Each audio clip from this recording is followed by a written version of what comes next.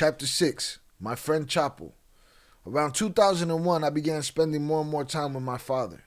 As I spent more time with my father, I learned more about the cartel's business. And over time, my involvement with the cartel's efforts to ship drugs to the United States increased. By 2001, I was another boss. I was the son of the leader, and I coordinated shipments from Central and South America.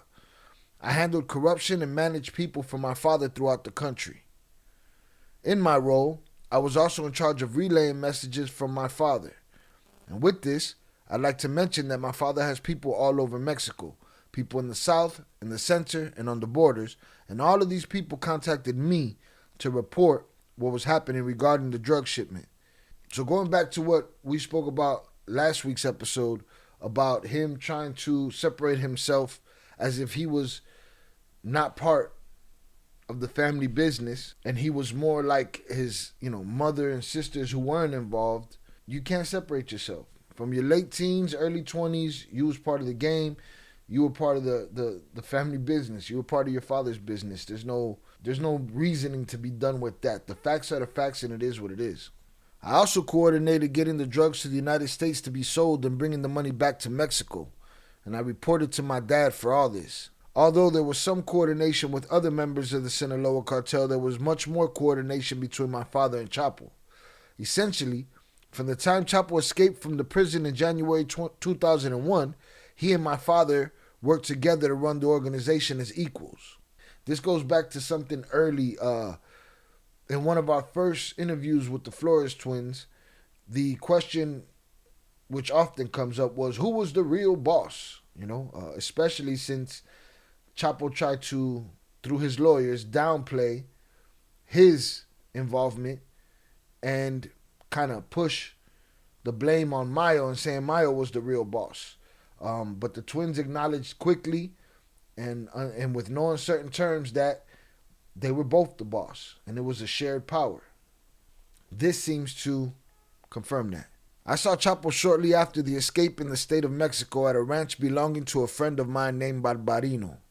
I was with my dad and my friend Pollo, and I was able to say hello to my friend Chapo there. My father and he had a conversation. My compadre had recently escaped and was wanted throughout Mexico. First of all, it was a great pleasure to see each other again, to be able to hug each other, and to talk about themselves. My compadre Chapo said during the time I was present, because I kept coming in and out while they were talking, that he was very grateful to my father for what he had done for my compadre Pollo and his cousins, the Beltran Leyvas, referring to all the support my father had given them. And my dad said, no, there's nothing to be grateful for because they were friends and they were partners. My friend Chapo said that at the time, he wasn't doing well financially and that he was going to start looking for his contacts and people so he could start working again in drug trafficking. My father told him he shouldn't worry right now. He should be careful because they were after him, that he was going to help him financially, that he was working, and that at the time, he was associated with the Beltran Leyvas and Vicente Carillo Fuentes. My father told him, I'm with you 100%. I'll help you with whatever you need. And for every kilo of cocaine I received from Colombia, I'm going to give you half. And he said, so for now, you just have to take care of yourself and stay hidden. My friend Chapo said thank you. And my friend Chapo said at the time that he had just gotten out, but he should also get in touch with his contacts and people, and that in the future, any kilo he received would go halfway to my dad. In other words, they became partners at that moment. The Sinaloa cartel contributed millions of dollars to the campaigns of Fox and the PRI, Francisco La Bastida Ochoa. So whoever won, we were fine. Mayo told Gasiola regarding the historic elections held in Mexico in July 2000, in which for the first time, a candidate other than the ruling party managed to win the presidency. Popular discontent with the PRI's perfect dictatorship opened the door to the rustic Vicente Fox, whose personal finances were in ruins when he took office in December 2000. According to his own financial statements, he only had 10,000 pesos in the bank. That was his entire estate. After Guzman Loera escaped from Puente Grande in January 2001, the finances of Fox, his family businesses, and his brothers changed drastically. They went from bankruptcy to abundance. All right? They ran into a come up, huh? They was busted and then they came up.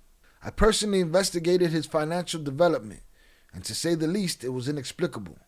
The same miraculous changes occurred with the finances of his spokesperson, Mrs. Marta Sahajun, whom he married for the second time after his administration began, who bore him 2 of his 3 children, Manuel and Jorge Alberto Briviesca Sahajun. Miss me with the syllables and the 5 last names, like, cut the shit. El Chapo's escape remains a legend, even for some members of the Sinaloa cartel itself. According to Vicentillo, El Chapo told him that he hadn't escaped from prison with the help of President Fox or the prison director, Leonardo Beltran Santana, but with the support of 2 or 3 minor figures, and that he had indeed done so in the laundry cart with the assistance of Francisco Javier Camberos, known as Chito. According to Chito, at that moment, he decided to smuggle the kingpin out of the maximum security prison, hide him in the aforementioned cart, and then drag him out. This wasn't the case. Ray says the escape was planned, not spontaneous. Yeah, that makes a lot more sense to me. Little of what they do is spontaneous. At least 2 or 3 times during 2000, El Mayo told him that El Chapo was going to be released from prison soon, that they were already very close to making arrangements to get him out. At the end of that same year, after Fox was elected, El Mayo urgently summoned his younger brother and told him he'll be out soon. Now they're going to get him out. It wasn't the voice of a fortune teller. It was the voice of someone who knew for sure.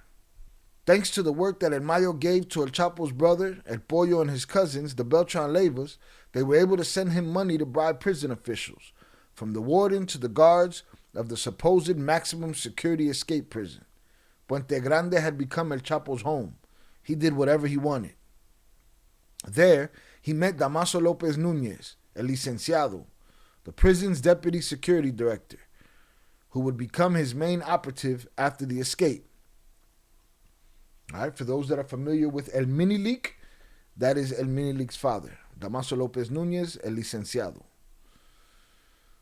Since at least 1999, El Chapo took control of Puente Grande in collusion with officials from the Ministry of the Interior during Zedillo's administration, such as Jorge Enrique Tello Pellón, Undersecretary of Public Security, Miguel Ángel Linares, Director of Prevention and Social Rehabilitation and later Governor of Veracruz for the PAN Party, and Enrique Pérez, Deputy Director of Prevention and Social Rehabilitation under UNIS. After the 2000 presidential elections, El Chapo began saying goodbye to the prison's inmates. The rest was just a matter of time. With the new government, Tello Pellón remained in the Undersecretary of Public Security in charge of federal prisons. By mid-January 2001, everything was ready. Mayo and Ray were in the then paradisiacal port of Acapulco, as they often were. "We have to go. I want you to come with me," Mayo told his younger brother. "We have to go because now my friend Chapo is going to get out of jail." Ray said, "When does he come out?" Innocently, he asked. "He's going to escape. And this place, Guerrero, is going to be the first place they come looking for him because this is where Chapo always was," Mayo warned. They immediately moved to Mexico City, which at that time represented a peaceful place to live. Ray's statement is consistent with the file on El Chapo's escape, of which I have a copy. Testimony reveals that Guzman Loera could not have fled with Chito, since he left the prison with the laundry cart from the cell block building to the parking lot at 8:40 p.m. and left the prison in his car between 8:40 p.m. and 9 p.m. The laundry cart Chito took was left empty in the parking lot, and a guard was ordered to bring it back into the prison. In fact, between 7 p.m. and 9:05 p.m. was the only time the external security cameras were turned off. Thus, it is recorded that Chito did not leave after that time. So Vicentillo is making it clear, and beyond his testimony, but he's making it clear that the Mexican government, the Fox administration, has something to do with getting his friend Chapo out of prison. And that Chito is full of shit and lying. And he's also using his Uncle Ray to solidify and concrete this statement. However, at 9:30 p.m., guard Antonio Diaz Hernandez saw El Chapo still inside the prison entering the doctor's office. His account was comprehensive, detailed, and consistent with other testimonies. Later at 9:30 p.m., while I was on a level A of Module 3, I noticed Chapo Guzman walking out of the hallway on level 1B, followed by Jaime Valencia Fontes and Mario Vasquez Mendez. This caught my attention because Mario Vasquez was carrying a folded mattress and a white sheet, the kind inmates use for sleeping. Out of curiosity, I went down from level A to follow them, and when I finished going down the stairs and reached level C, I looked down the hallway and noticed that Chapo Guzman, Valencia Fontes, and Mario Vasquez Mendez had entered the medical cubicle located next to the dressing room, past a small window. I don't remember if the cart was still in front of the dressing room. Only a few seconds passed, and only Valencia Fontes and Vasquez Mendez emerged from the medical cubicle. Chapo Guzman remained inside the medical cubicle. I arrived at the door of the security cubicle and noticed Fontes and Vasquez Mendez stopping to chat at the entrance to the medical area, setting up a sort of surveillance to prevent anyone from entering. For this reason, I didn't go there to see what was happening. I immediately sat down at the desk in the security cubicle when Victor Manuel Godoy Rodriguez suddenly rushed in, went to the trash can, and took out a small box of medicine. Without saying anything to me, he left through the hallway that leads to the diamond and headed inside. I didn't know if he was going to the medical cubicle, the technical area, or the classroom, and I also don't know why he needed the medicine. I clearly remember that I finished my shift and left at 9:52 p.m. During this time, that is from the time Godoy came in to get the medicine until I left, approximately 15 minutes must have passed, and Godoy didn't return to the surveillance cubicle during this time. Mario Vasquez and Valencia Fontes also didn't stop guarding the entrance to the medical cubicle. I left, and they stayed there. Years later, Chapo himself would tell General Mario Arturo Acosta Chaparro that he had paid $1 million bribe to President Vicente Fox to be released, the same version the DEA would give me in 2006. In the Sinaloa cartel, no one knows what they don't need to know. That's why the cartel survives. Gaciolo told me clearly. This means that even though the drug traffickers are friends, associates, buddies, and even family, they don't tell each other absolutely everything. Yeah, they're friends, associates, buddies, family. They don't tell each other everything. Sometimes they lie to each other. Sometimes they lie on each other. A lot of the times. And most of the time they murder each other and betray each other. And then they reason to themselves why that was okay and why you shouldn't do it to them. No federal government official was held accountable for the escape. Of course not. It's very rare that these government officials are held accountable for anything. Of the prison officials charged, virtually none had been sentenced by 2019. Warden Beltran Santana was released early. El Chito is the only one who spent 18 years in prison, ignored by El Chapo, who usually never forgets a favor, if this had really happened. El Chito was sentenced to more than 20 years in prison, but in 2018 a judge ordered a retrial due to irregularities.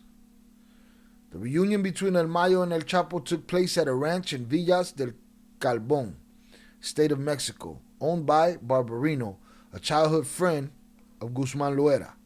The alliance was sealed there. Shortly after, Mayo urgently called his brother Ray. He needed a helicopter and the coordinates of a safe landing spot, as he'd been informed of an operation targeting his new partner. Ray found an ideal location in the state of Querétaro, near Mexico City. I learned through my father that his contacts in Mexico City asked him if my friend Chapo was in Tepic. My father called me on the radio, and our contact, nicknamed El Estudiantes, also contacted me. He told me he was calling on behalf of the colonel. We called him El Chicle.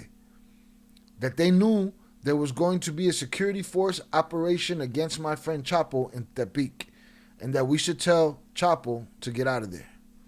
Chapo flew to Sinaloa City in one of our helicopters, which belonged to my father. The pilot's name was Patricio Estolano. The rescue was coordinated through El Pollo. After Estolano went to get El Chapo out of Nayarit, he didn't immediately fly to Sinaloa. He instead headed to Querétaro. It was 5 a.m. and still dark when Ray and his inseparable wife, Patty, picked up El Chapo at one of his houses in Mexico City. They traveled to San Juan del Rio, to a clandestine airstrip in a semi-desert area. At 7 in the morning, the helicopter was spotted, from which El Chapo descended, and he embraced El Chapo. Ray met him there in person. With a cool head, Ray, Patty, and El Chapo traveled in the backseat of a vehicle to Mexico City. To be safe, and Mayo took another route to the same destination. When they passed the toll booth on the Mexico-Querétaro highway, Ray told El Chapo to cover his face with the newspaper. When they arrived in the capital, a motorcycle and a patrol car from then Federal Judicial Police were already waiting for them. El Chapo became worried, perhaps thinking it was the end of him. "Don't worry," Ray told him. "These are our people. They're here to protect us. No one's going to touch us from now on." At the head of the PJF was Genaro Garcia Luna, a veteran of the system who had begun his career in the 1980s at CISEN, the National Commission for the Promotion of Justice and Human Rights, and who had enjoyed the necessary support to occupy the position in the new Fox administration. The same police chief whose men were allegedly involved in the seizure of the Puente Grande prison in the early hours of January 20th to free El Chapo. In November 2001, the PJF changed its name to the AFI, the Federal Investigations Agency.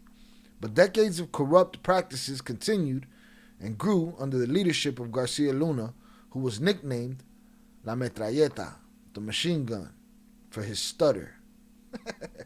I don't care how tough you are in this game, they give you the most ridiculing nickname that you can handle, right? They're going to play on your ugliness. You got a big nose, they're going to talk about your big nose. It's going to be in your name somewhere. Ray dropped Chapo off at one of the residences that El Mayo owned in Lomas de Chapultepec, one of Mexico City's most expensive neighborhoods where businessmen, politicians, and members of Congress, high society figures, and drug traffickers often live. Primo Toño and two sisters who helped run the house were there. And there was El Mayo waiting. They chatted. "We were all incredibly happy," Ray recalled. The person who gave my father the information was Colonel Adams, Marco Antonio de Leon Adams. He's another connection my father has. He's a friend of my father's. In 2001, he was the colonel in charge of President Fox's escort. He was in the Presidential Guard. My father told me he had met with him a few times in Mexico City. My father told me that during that time, he gave him information related to any law enforcement operation that might be carried out against my father. In fact, months after my friend Chapo escaped, he was the one who gave us information about whether the government had located my friend Chapo.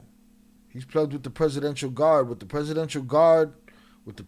with the White House, the low house, the in-house, the outhouse. Who's he not plugged with? These are real old political and powerful relationships. In Mexico, we have a brand of gum called Adams, so it was a code we used to avoid saying Adams on the phone. I met Colonel Adams once. I met him in Mexico City. We went to dinner at the El Lago restaurant in Chapultepec. He received monthly payments, but the person who had direct contact with him was my father. Now, he didn't tell me how much money he gave him. In this book, through himself, through his own voice and through his uncle's voice, telling on all his father's connections and who his father was plugged with in political spaces and in power, which is not much different from what El Mayo had to say in front of a judge when he told the judge for 50 years I've been paying police, federal authorities, local authorities, politicians, judges, everybody. He gave his son the green light to do this, right? His son's spilling the beans over here, putting smut on everybody's name. Now, does that smut belong there? I'm pretty sure it's their smut. But miss me with the picking and choosing between who's a real snitch and who's not. They're all just talking. Since Vicente Fox won the presidential election, Cavalry Colonel Marco Antonio de Leon Adams became his shadow, El Chicle, as Vicentillo called him, was a part of the EMP guards during Ernesto Zedillo's administration and was later named Fox's chief of security when the 6-month transition period between the outgoing and incoming administrations began. The person who should have formally appointed Adams to that task was the then head of EMP, General Roberto Miranda Sanchez, the old friend of Mayo whom Vicentillo had breakfast with at Los Pinos in 1998. Investigating the background of that decision, I was told that a person of equal height to the president was required. One of the few in the EMP who met that standard was Colonel Adams, who also bore a physical resemblance to Fox. Tall, white-skinned, with brown hair and a long mustache. You just gotta look like the guy, bro. On December 1st, 2000, Jose Armando Tamayo replaced Roberto Miranda as head of the EMP, and Colonel Adams was appointed chief of bodyguards for the president and his family, responsible for their physical security. If anyone knew the Fox Sahajuns' every move, their secrets, and their weaknesses, it was Adams, who earned the respect of the entire family, particularly Manuel Briviesca, the First Lady's eldest son. Mayo got a homeboy in the house, right up on all the information, real close. Meanwhile, Chapo's throwing $1 million bribes to the same president. For Tamayo, this was very convenient. He had had direct access to Los Pinos with General Miranda, and now with his friend Colonel Adams, he had direct access to the president and his family. So much so that Tamayo felt threatened that Adams would take his position. It is said that Adams got drunk in Mexico City restaurants with bottles of some expensive XO cognac and shouted that he would be the next head of the EMP. Boy, you go get drunk and your body will tell the truth on you. It'll give up all your plots, all your plans. That time in Tepic wasn't the only time El Mayo saved El Chapo's skin. On another occasion, through other military friends of Rey's, they learned that an Army commando unit was half an hour away from Guzman Loera and was following him. Rey immediately notified El Mayo, who asked him to call him back in 10 or 15 minutes. He did so. It was true that El Chapo was at the place where they were supposedly had him surrounded. The military man demanded $250,000 to stop the operation, and El Mayo ordered El Rey to pay them. It seems like Mayo was constantly using his resources to rescue Chapo. And I often hear people say this about the Flores twins as well. They say, as much as that man did for you and he saved you and this and that. I mean, all these guys snitched on each other. And it seems they did a bunch of rescuing each other too. Seems like Chapo got rescued a whole bunch of times by Mayo. And it seems to me that Mayo may have had more of the players in place that can get that important information, and Chapo didn't. Because if he did, he would have. Sir, I'll send you the money right now, so don't worry about it, Rey promised the soldier. Don't worry, everything will be fine. Nothing will happen, replied the corrupt captain. While the Chapo was pulling the strings of the Mexican government, which made him look like public enemy number one, El Mayo took precautions. He traveled in and out of Mexico constantly. He divided his time between Coahuila and Durango, but also spent time in Quebec, the beautiful Canadian city located on the banks of the St. Lawrence River and home to the majestic 19th century Chateau Frontenac. While El Chapo was on the run, El Mayo enjoyed quiet business and family gatherings there. Between 2001 and 2003, I don't remember exactly, General Roberto Miranda was transferred to Torreon, Coahuila. My father was there at the time in Torreon and Gomez Palacios, Durango, during that time. He lived there most of the year. My father came and went from Quebec, where Vicente Carillo Fuentes also lived. At that time, they were still friends. I would visit him every month or two and stay 3 or 4 days. Sometimes my brothers, the 2 older children, would go with me to greet him and for him to spend some time with them. I also saw my namesake, Vicente Carillo Fuentes, there. They were almost always together. It was then that I heard my father and my namesake talk about how that General Miranda, the one I had seen in Mexico, was in charge of Torreon. He was in charge of the region. And my namesake Vicente Carillo said he had sent him money and had everything arranged. That's what he had told my father. That's how I found out. That he, Miranda, was one of my namesake's men, and he sent him money.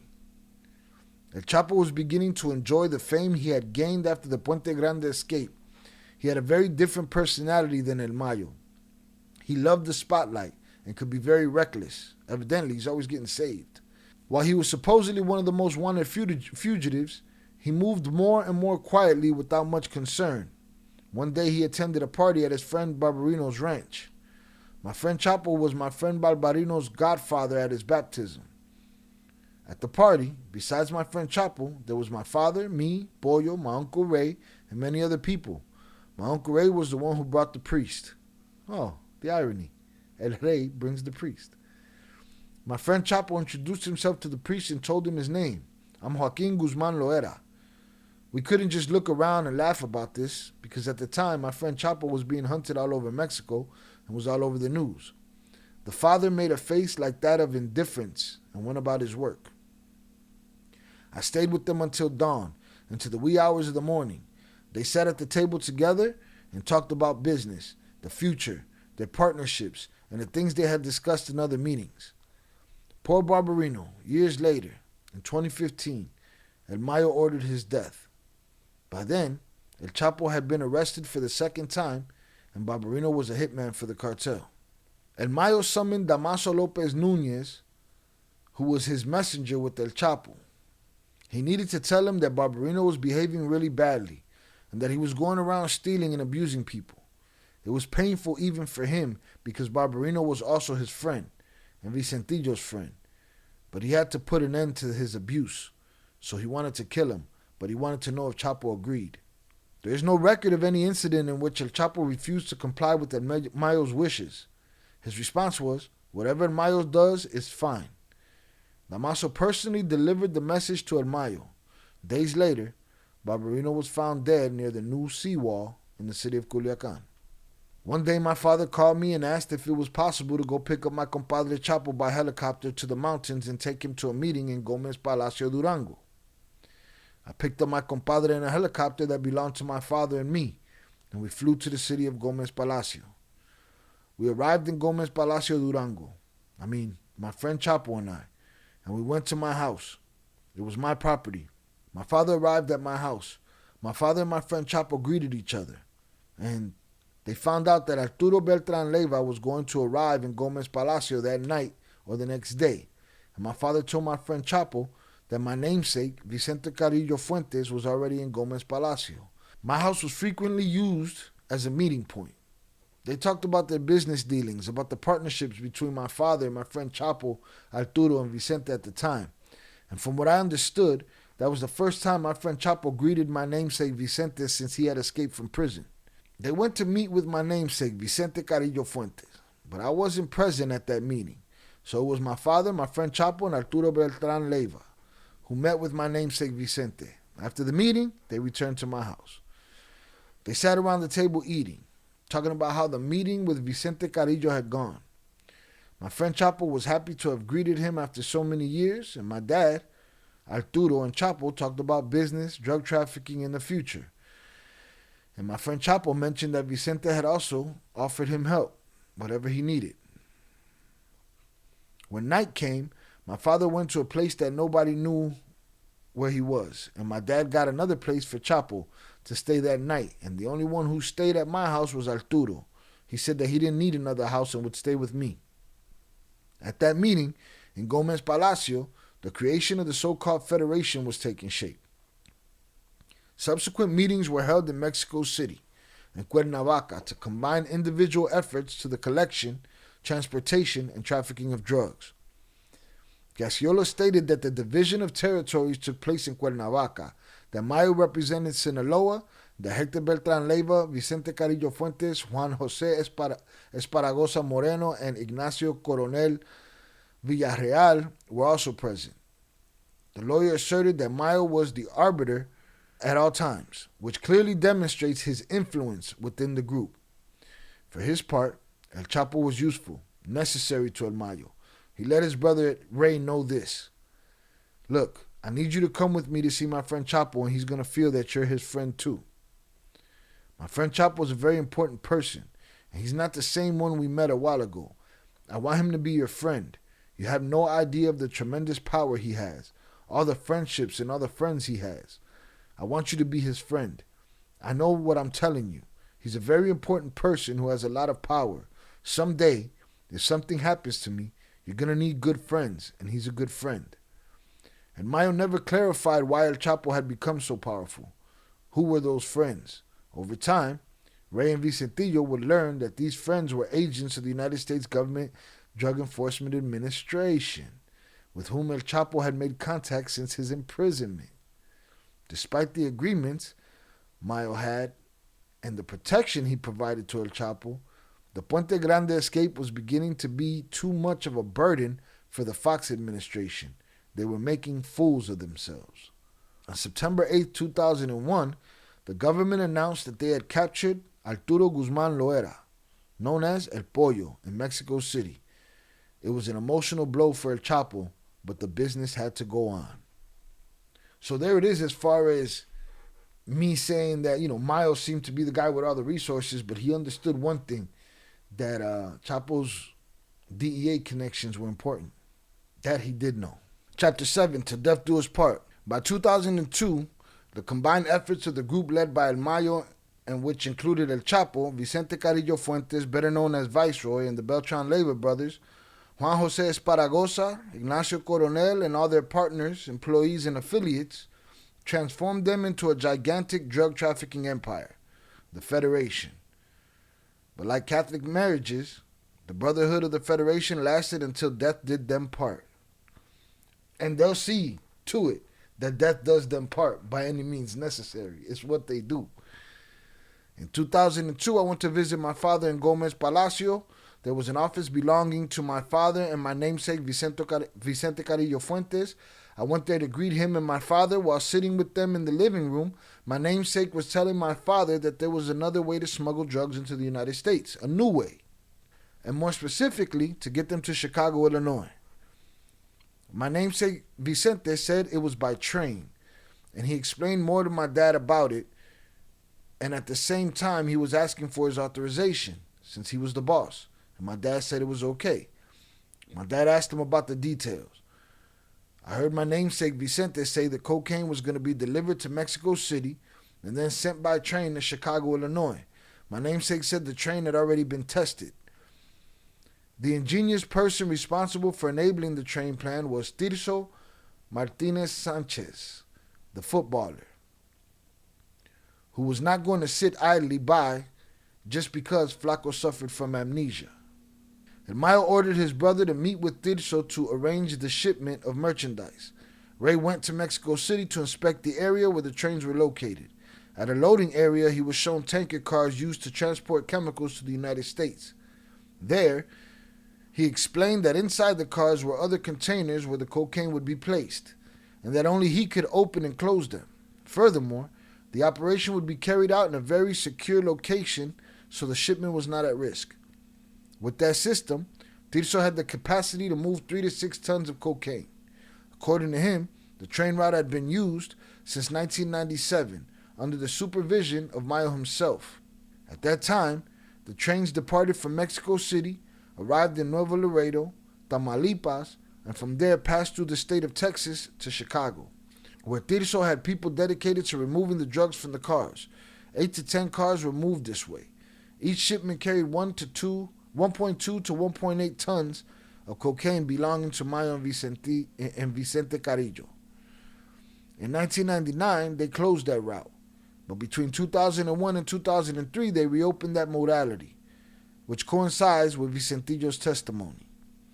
The new route ran from Guadalajara to Mexicali, and from there to Los Angeles. Another route ran from Mexico City to Chicago and New Jersey. Tirso reported to Vicente Carrillo, who reported to Mayo, who was his boss. The drugs were transported from Cancun to Mexico City, sometimes on a train departing from Merida. The warehouses in the capital, controlled by Ray, accumulated between 2 and 17 tons of cocaine. Tirso stated that they weren't worried about any operation to confiscate the drugs because Mayo Zambada had bought off the authorities. A train company transported the tanker cars to the door of the rail-lined hold. There, people were responsible for filling the secret compartments with their cargo. The same company was then called to transport the cars loaded with cooking oil and drugs to the railway station yard. All of that movement and all of the people necessary to move from here to there, that all adds to the price of what you're selling. In Los Angeles, the people in charge of the operation were Juan Gudiño and Juan Bugarrin. Gudiño prepared the warehouses with rails to receive the rail cars, and supervised the safe houses where the merchandise was transported. At the same time, he was dedicated to creating companies that served as legitimate businesses. For his part, Bulgarin created a legal company through which cooking oil and shoes were purchased, which were then exported from the United States to Mexico. Thus, millions of dollars in profits returned to the country in the same cars carrying the cocaine. The companies were called Cuatro Reinas and Azteca Leather. When the drugs arrived in Los Angeles, once the train car was delivered by the train company to the designated warehouse, the secret compartment was carefully opened to extract the drugs, and the tank was thoroughly cleaned to ensure no traces remained. The cars were then refilled with other merchandise that would travel back to Mexico. Vicente Carrillo gave Tirso the phone numbers of the clients who would buy the drugs, and the drugs were delivered to their homes just like pizza. Now, who knows what they were loading them whips in and sending them back to Mexico with, cash, guns, stolen goods, who knows. In New Jersey, the delivery of the merchandise worked the same, but the distribution was different. They transported the drugs to New York in a van and delivered the orders to customers at restaurants like McDonald's and Burger King. In Chicago, they used a similar method. Tirso came to control numerous tanker cars. 4 arrived in Los Angeles, between 9 and 10 in Chicago, and between 7 and 8 in New Jersey. Each shipment carried between 1.4 and 1.7 tons of cocaine. Using the rail method, Mayo and his partners allegedly trafficked nearly 50 tons, for which they reportedly earned between $500 and $800 million. Tirso wasn't actually a member of the Sinaloa cartel. Like many others, he was a supplier, in this case for transportation services. The cartel didn't pay him in cash. It paid him with 200 kilos of drugs that he sold on his own in Chicago. In 1995, President Zedillo privatized the Mexican National Railways, granting them a concession to the private sector. According to the routes indicated by Tirso and public information from the companies that operate railroads in Mexico, the company that has managed the route to Nuevo Laredo since 1997 is Kansas City Southern de Mexico. Meanwhile, the company that manages the railroads originating in Mexico City is Ferrovalle, which is co-owned by Kansas City Southern de Mexico in partnership with Ferromex and Ferrosur. Since 1998, Ferromex has operated the route departing from Mexico City and Guadalajara to Mexicali. Also, according to public information from the company, the majority shareholder of Ferromex and Ferrosur is Grupo Mexico. Everybody, it's all one thing. It's all one dummy holding into another dummy holding. One dummy company into another dummy company. All the drugs trafficked along the train route were obtained by Mayo, Tirso said. In other words, he was the main supplier. He had the upper hand, and whenever he could, he asserted his authority over the others. Not just anyone can go to Colombia, Peru, or Bolivia to buy drugs, like someone who goes up to a pharmacy to fill a prescription, Garciola told me. In South America, the most reliable organization to sell cocaine to is the Sinaloa cartel, because they are good payers and respectful in their dealings. In the criminal world, you need respectable people who honor business agreements. I don't know how much they honor that shit with each other. They probably honor those Colombians, because the Colombians got something that they need, but I don't know how much they honor each other, you know what I mean? Perhaps that's why criminal organizations from Albania, Italy, and other countries in Europe frequently use the Sinaloa cartel as a bridge to purchase cocaine in South America. Before Tirso had the New York route ready, Vicente Carrillo summoned him to Torreon. When he arrived at the designated location, he was taken to an office where Mayo sat behind a desk like a king on his throne.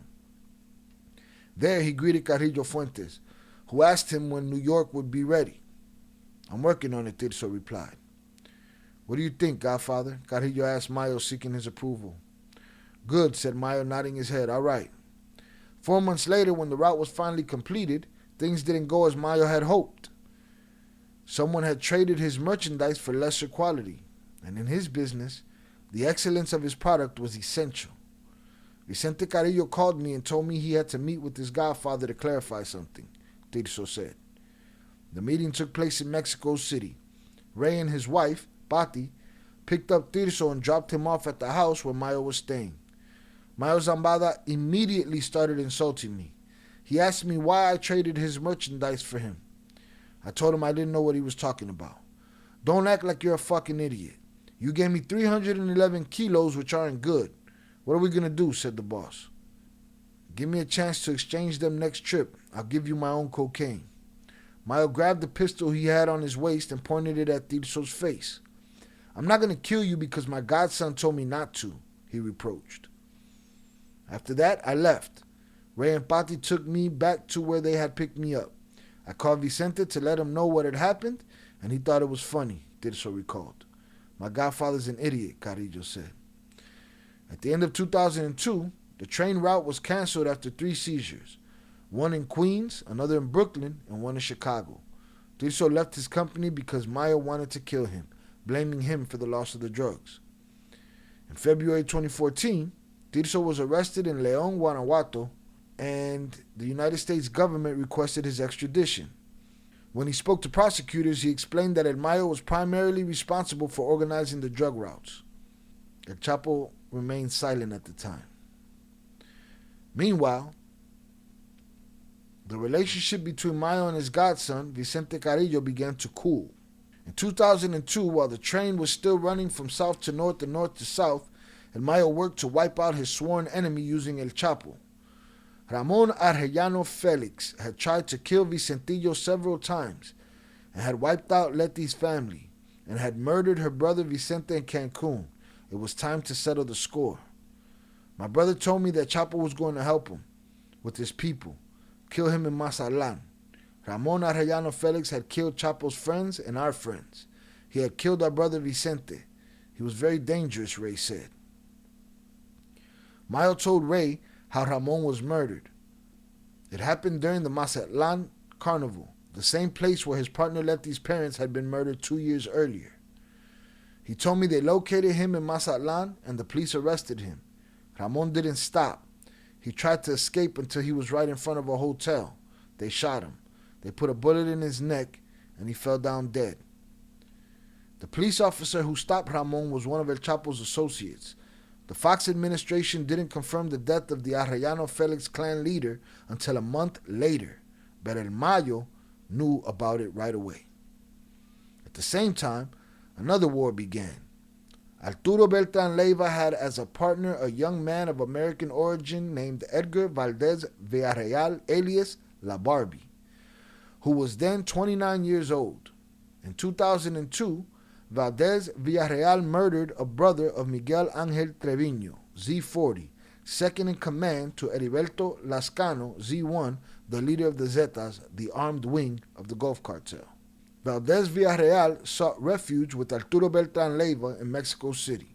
The Zetas wanted Arturo to hand over Barbie to them, but Arturo said no, that Barbie was his friend and that he would protect him. Ray would recall years later. Then a war broke out between the Zetas and Arturo Beltrán, and as a result, one way or another, they dragged the entire Sinaloa cartel down with them.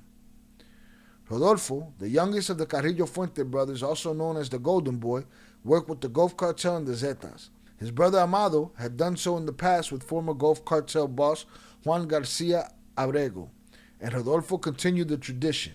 When the Federation's war against the Gulf Cartel and the Zetas broke out, Rodolfo continued doing business with them, which increased tension between El Mayo and his godson Vicente.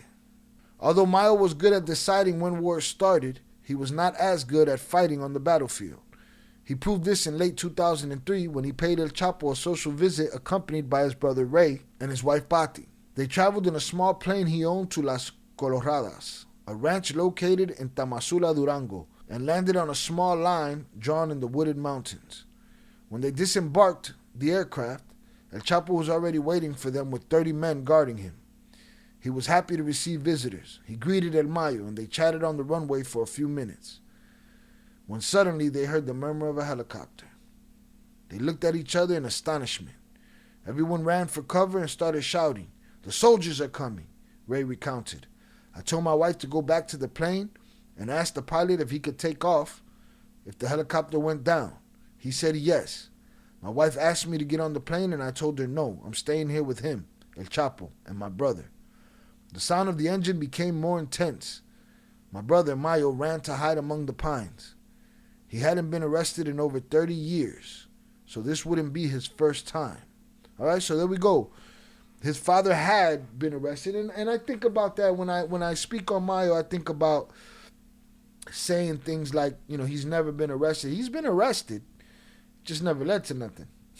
Because I think I saw a mugshot of his, one mugshot of his. But does that even count? Like, that shit is expelled from your gangster record after 50 years. You know what I mean? Like, after 50 years, what are we talking about here? Now he's officially seen the inside of a prison. Instead, El Chapo stood there on the runway, defiant. Ray asked him to share a rifle. He gave him an AK-47.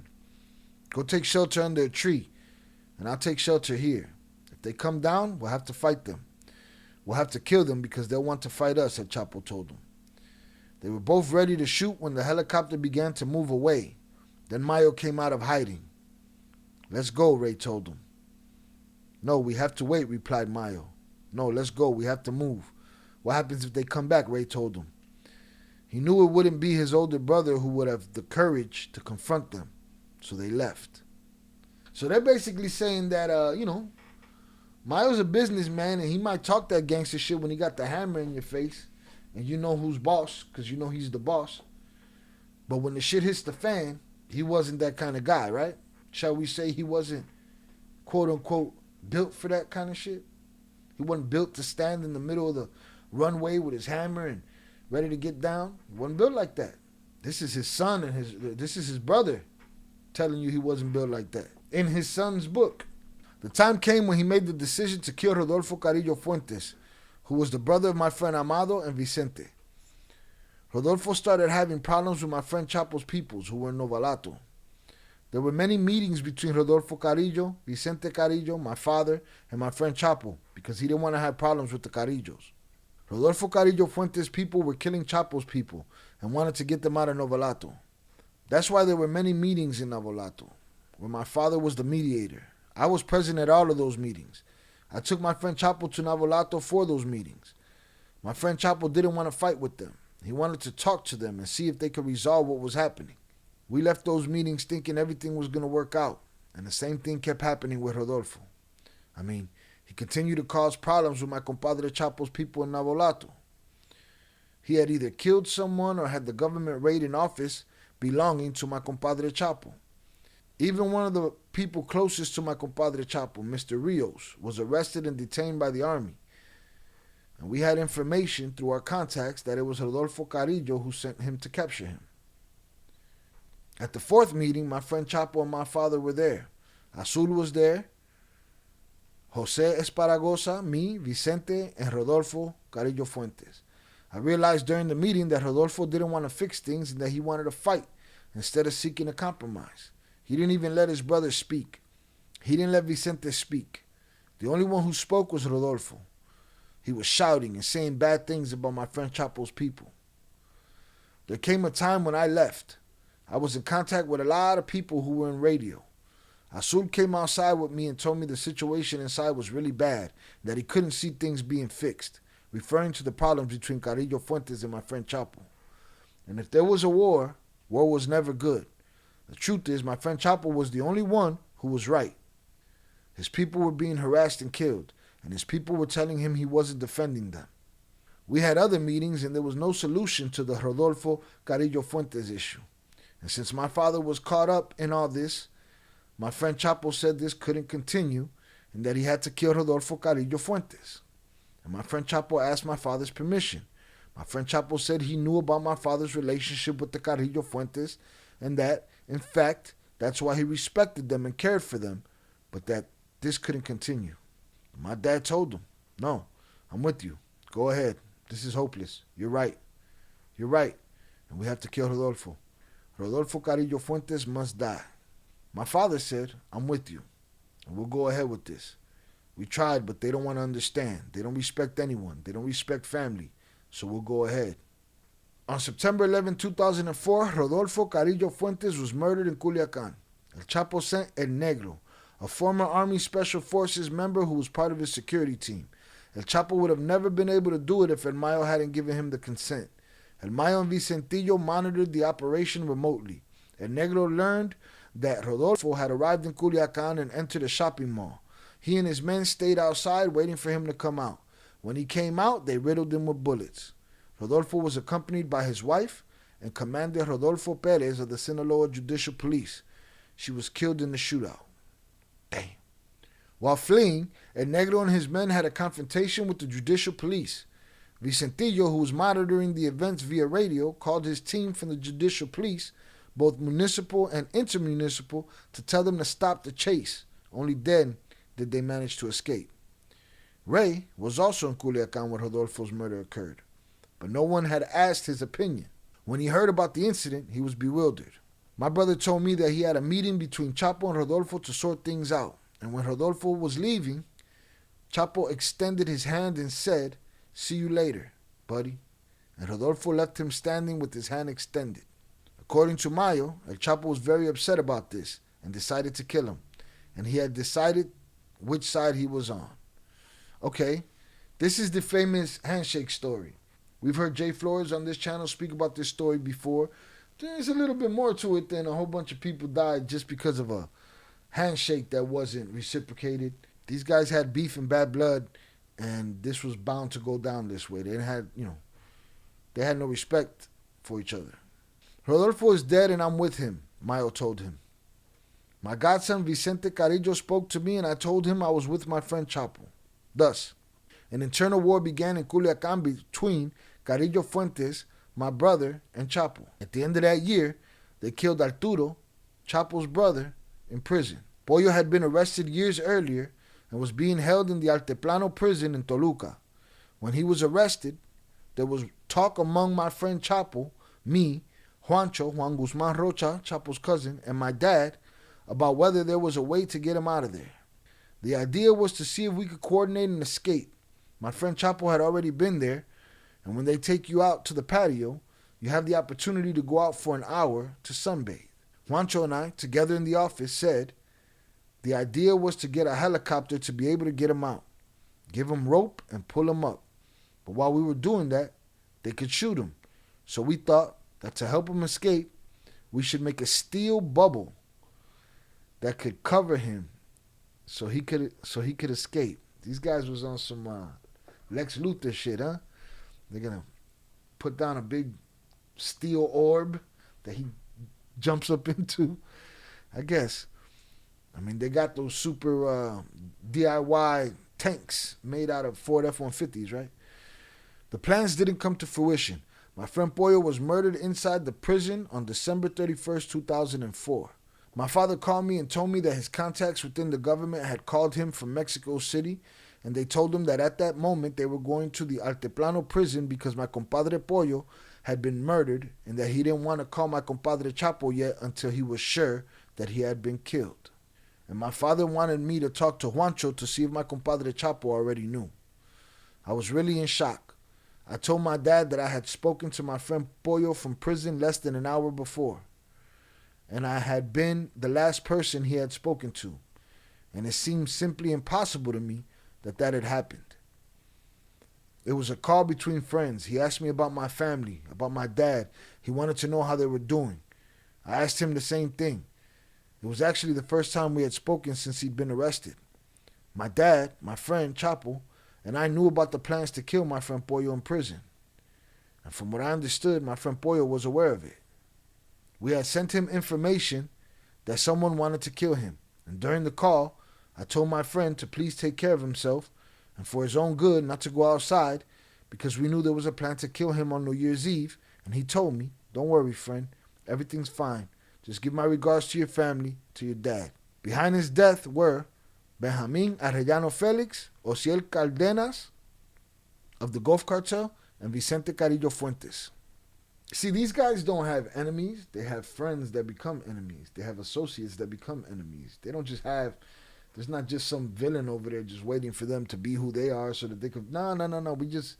We're all good until we're not, and then we smoke everybody.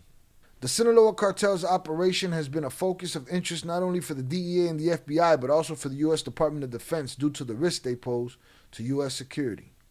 In 2012, at the request of the United States Northern Command, the Institute for Defense Analysis, responsible for providing advice to the Department of Defense, produced a report based on classified and open intelligence sources which stated The Sinaloa Cartel, known as one of Mexico's most powerful transnational criminal organizations, is a coalition of some of Mexico's top drug traffickers operating in concert to protect each other and keep their businesses running smoothly, functioning as a business federation. Most of its members are connected by family, marriage, or community. With its united and federated leadership, Sinaloa's businesses have continued to operate even when key leaders defected, were imprisoned, or were assassinated.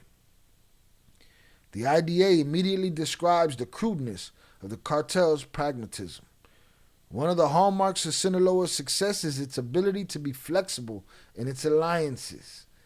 It has no problem combating a transnational criminal organization one day and partnering with that same organization the next to maintain its power base and market access. This is what we're seeing between the four letters and the Chapitos at this moment. These type of alliances that really don't mean shit. They are alliances of the moment. These marriages, these interfamiliar marriages, these things that we think are insulating everybody, just creates a different kind of enemy when it's all over with. But they don't care. We smoke everybody and we move on. The Pentagon advisors didn't know it, but those lines were a true portrait of Mayo's personality.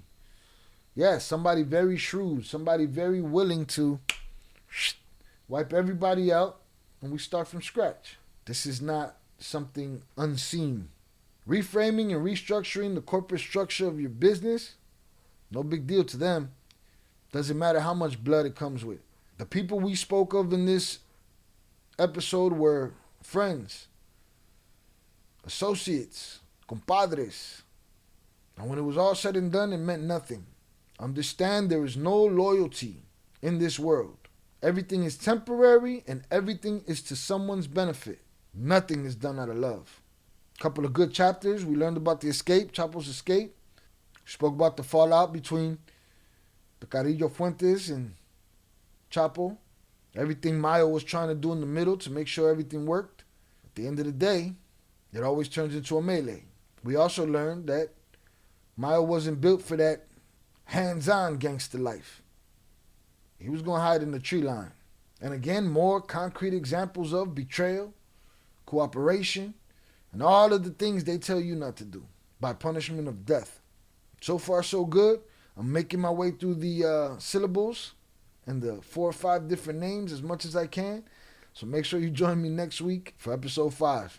Hit that like button, subscribe, and leave a comment. Tell me what you thought about these chapters. Peace.